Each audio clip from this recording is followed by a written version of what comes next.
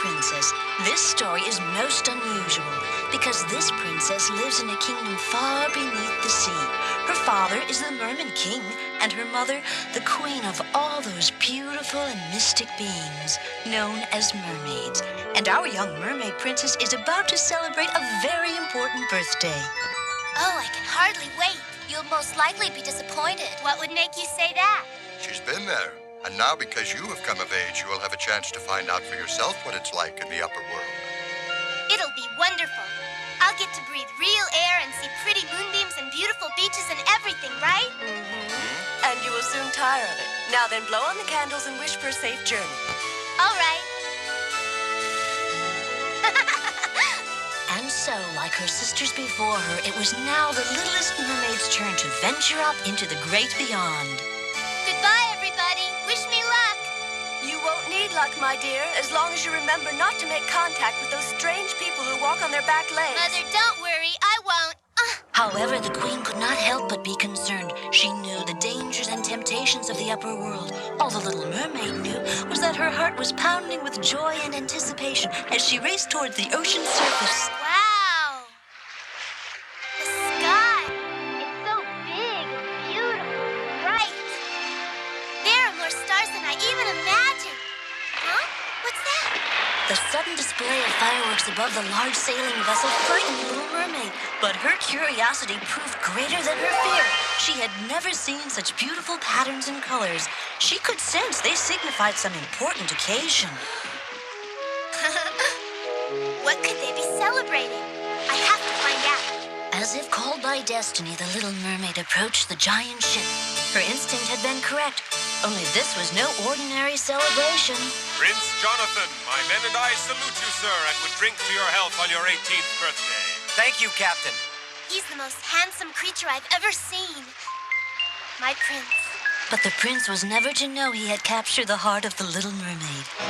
Suddenly, the sky erupted with lightning. Jonathan knew it could mean disaster, but the Little Mermaid was so captivated by her prince that she did not even notice it at first. And in the blink of an eye, a mighty storm was unleashed. Torrents of rain poured down, and the sea was ripped into a frenzy by violent winds, sending mountainous waves crashing towards the ship. All right, men, back down and be quick about it! But the storm raged relentless, continuing to pound the ship as if it were a small toy. The captain and his crew could do nothing but try to hold on for their lives. The lifeboats, abandon! Abandon! It was too late. The huge waves covered the entire ship, forcing it and its passengers down into the ocean depths. But it was not Jonathan's fate to drown at sea, for the Little Mermaid had not lost sight of him. Valiantly, she pulled him to the surface and bravely faced the angry wind and rain and raging sea. On and on she swam, carrying her prince at her side, until at last she reached calm water and the safety of the shore. I may never have another chance to tell him. I love you. I won't be very long, Father. I must look for Prince Jonathan's ship. Goodbye.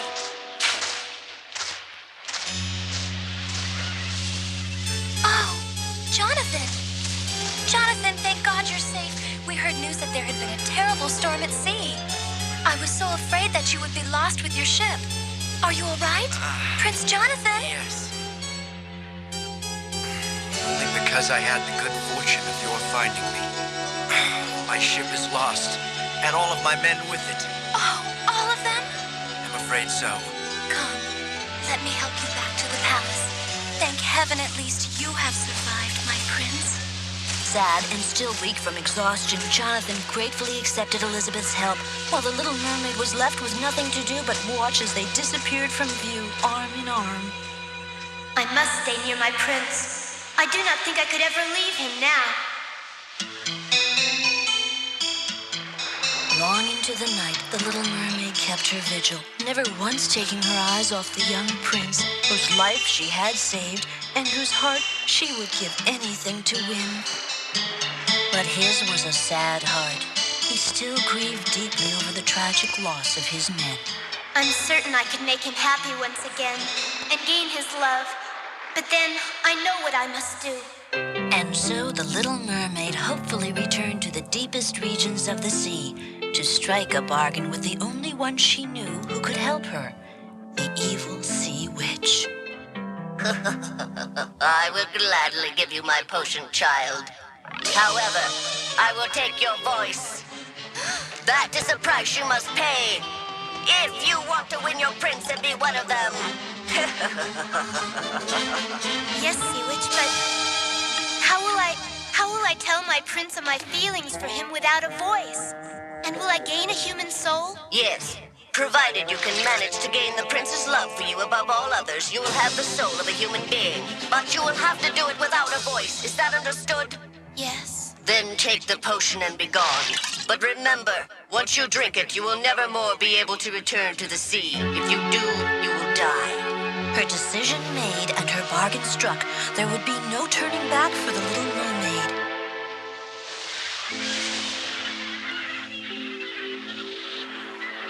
Please, you must wake up now. I found you there near the water's edge on the beach. Someone once saved my life in much the same manner. I'm Prince Jonathan. What's your name? Don't be afraid. You can tell me. Go on. Well, I think you should come with me to the palace. And so it seemed the Little Mermaid's dream was to come true. The prince's sister had even given her a beautiful gown to wear. And this is the grand ballroom. If you want to dance, be my guest. Dancing? I don't know if I can. She's so beautiful and so graceful. May I, miss? If you'll allow me. And the Little Mermaid's heart was filled with joy as the prince took her in his arms and they waltzed across the floor. Very good. You may not be able to speak, but you dance beautifully, my lovely and secretive young girl from the sea.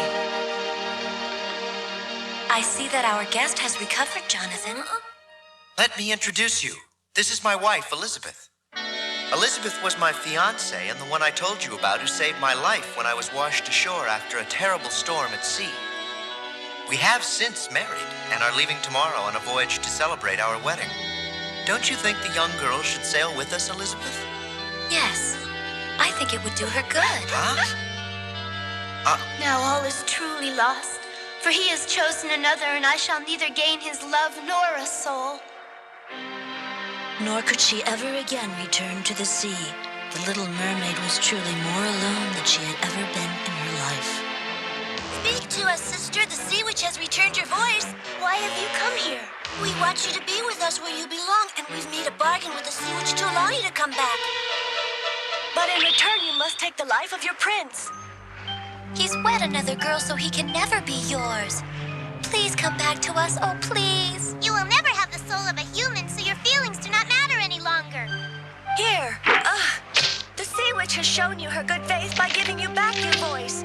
Take the dagger. Kill the prince so that you may once again become one of us. You may not have another opportunity. It's his life in return for yours.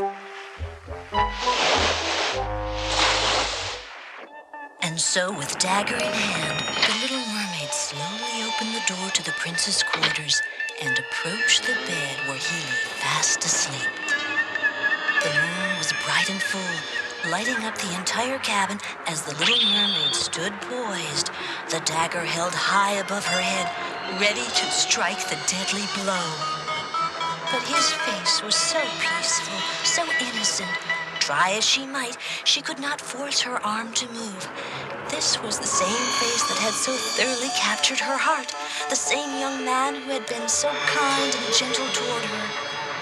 Once again she tried to summon strength, but she could not kill this young man who was still her prince, for she loved him more than her own life.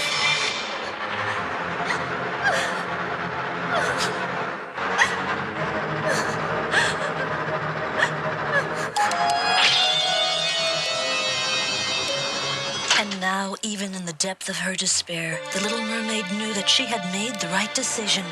She had remained true to herself and to her love. I only hope that someday my prince may come to realize how very much I really loved him. The glittering moonbeams dancing across the ocean's surface seemed to call out to her. The sea itself was beckoning her to return. But she was no longer a mermaid, and the sea was no longer her friend. Deeper and deeper she went, the life slowly draining from her fragile body, the pressure from the ocean's depth now too great for her. Suddenly, as if by a miracle, fate came to her rescue, just as she had come to the rescue of the young prince. She was encased in a large bubble and carried aloft to the ocean's surface by two guardian angels. The very source of life, the creator of all beings, was not going to allow her act of unselfish love to go unrewarded. She had earned a soul. And as she was lifted ever higher unto the heavens, the little mermaid princess knew she would live on, and that her love would also live on, and that one day she would once more find her prince.